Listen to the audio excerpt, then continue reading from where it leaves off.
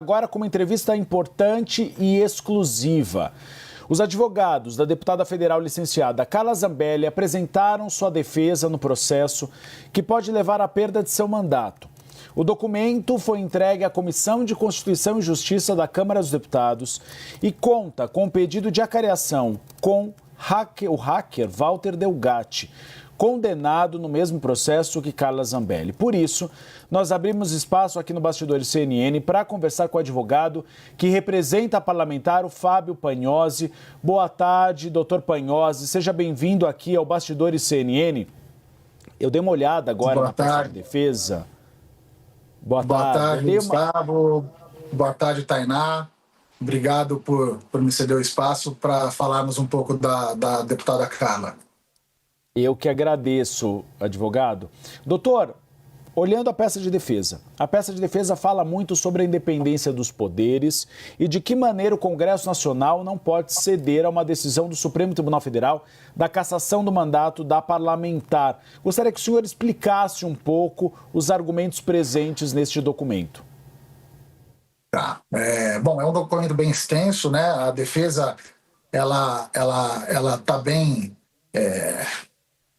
indo para o lado de Constituição, o lado da repartição dos poderes, a independência e a soberania dos poderes, entre eles legislativo, judiciário e executivo, não é necessariamente uma decisão contra o judiciário, né? E sim, a gente fala da separação. Então, nós temos aí em questão um processo judicial transitado em julgado, e nós temos um processo independente, né? Isso tá na Constituição Federal, que é um processo que tem que correr a cassação ou não da deputada como parlamentar, né? Então, é isso que nós colocamos na peça. Doutor, eu queria ir um pouquinho além. Aqui a gente fala muito do lado político da coisa, né? E a gente tem acompanhado uma certa resistência nos bastidores com os demais colegas da deputada, entre aspas, salvá-la desse processo. Ainda que a Câmara tenha se posicionado, houve uma pressão sobre a cúpula para que o processo caminhasse no sentido de haver a prerrogativa do Parlamento sobre o Supremo Tribunal Federal da decisão final. A estratégia do senhor, ela é estritamente jurídica ou ela envolve também a política, eventualmente conversas com parlamentares para apresentar esses argumentos? Boa pergunta, Tainá. É uma estratégia realmente na parte da Câmara, uma estratégia política, tá? Porque, de novo, nós temos um processo transitado e julgado que nos cabe pouca coisa para se fazer nesse momento, né? Nós temos apenas uma revisão criminal que vai ser pensada para poder apresentar ao STF, mas nesse momento eu acho que a parte crucial do processo da Carla é justamente a parte política, né? Então está tendo uma articulação e uma conversa com os líderes da Câmara para que não haja a cassação da Carla.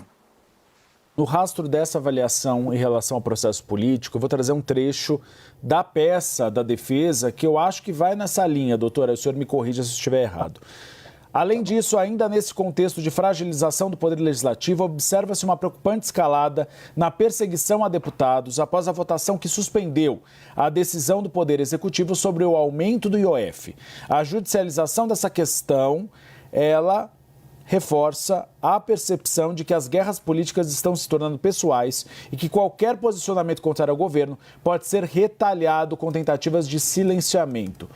Pelo que eu observo da peça de defesa, há esse elemento que os senhores consideram desse embate entre poder executivo e legislativo. O senhor considera que o atual clima no Congresso Nacional, principalmente de embate neste momento, e a possibilidade do Supremo Tribunal Federal derrubar uma decisão do Congresso Nacional, isso pode favorecer a Carla Zambelli? Eu acredito que sim, né? Temos aí hoje um momento favorável. Temos também a parte das emendas, que está uma discussão quente também no Congresso. Então, eu acho que é um momento favorável para a discussão também da cassação da deputada. Até porque nós temos aí mais 36 deputados, se eu não me engano, que estão com processo no judiciário. Então, isso abriria um precedente muito perigoso para a Câmara dos Deputados caçar o seu par pelas decisões judiciais, né? Então, teria que ser realmente, se for necessária a cassação, passar por todo o processo legal da cassação, independentemente do judiciário, né? Não, de novo, não para que não haja pena, tá? Até porque a gente tem histórico aí de deputados que tiveram penas, foram presos e eles continuavam indo à Câmara, indo às sessões e depois voltavam para ser reclusos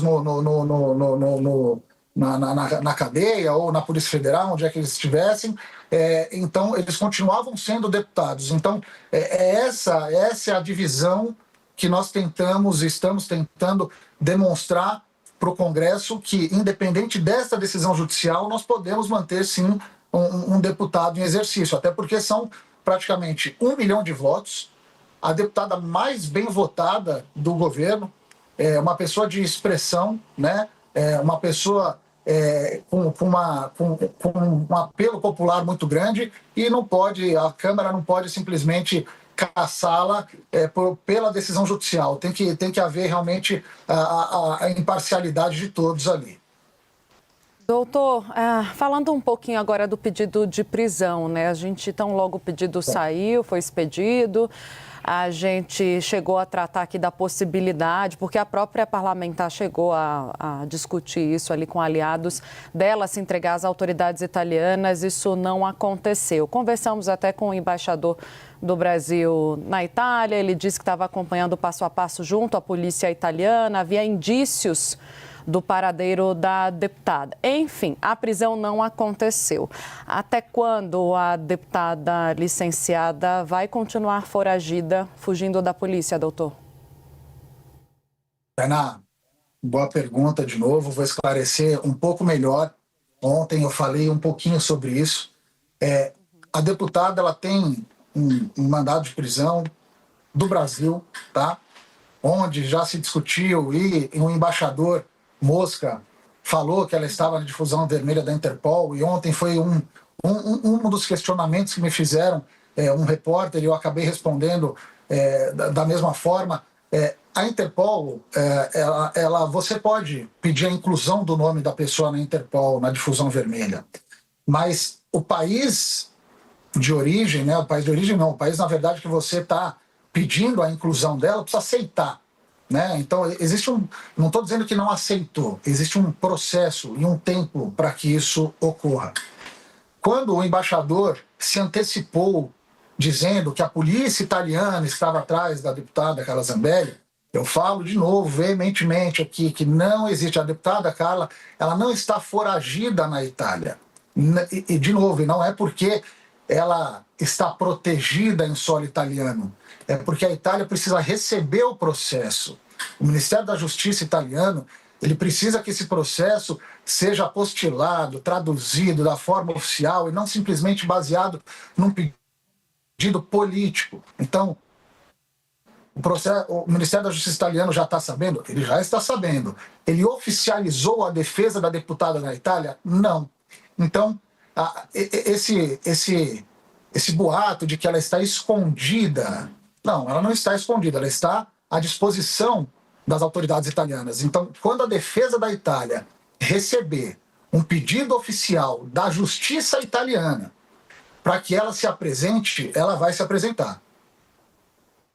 E aí vem uma questão, ela vai se apresentar com o pedido de exílio? Existe essa possibilidade? E uma segunda questão, ainda há algum meio da deputada recorrer ao Supremo Tribunal Federal, mesmo depois de ter transitado em julgado o processo contra ela?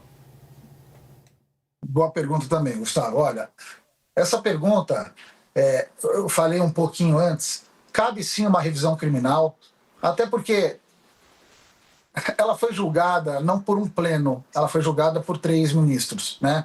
Então, essa revisão criminal, ela cabe a qualquer tempo. Nós estamos vendo o melhor tempo para poder fazer essa revisão criminal. Acho muito importante essa revisão depois dessa votação na Câmara dos Deputados, né? Então, vamos sim pedir a votação do pleno ou pedir que outra turma julgue os pedidos que iremos fazer, mas isso ainda é uma construção futura, tá? Agora, tem alguma conversa, chegou a repercutir isso, a ideia dela conversar com a Giorgia Meloni? Já teve esse trato? Ou ela está em contato com políticos locais, doutor? Ela tem feito articulações para se defender por lá também? Tainá, não. Ela não tem contato, tá, com a presidente da Itália, com alguns congressistas. Chegou na época até me perguntar e eu de forma bem contundente disse que para ela não falar com ninguém na Itália, para a gente fazer o trabalho jurídico tem que ser feito. Então nada na Itália está sendo feito politicamente, está sendo realmente seguindo o rito jurídico, tá? Nós conversamos com Fábio Pagnosi, advogado da deputada federal licenciada Carla Zambelli. Doutor, muito obrigado pela presença aqui no Bastidores CNN. É a primeira entrevista do doutor a um veículo de imprensa desde que ele assumiu esse caso. Obrigado pela confiança e qualquer nova informação a respeito de Carla Zambelli, espaço aberto aqui na CNN Brasil. Muito obrigado, boa tarde.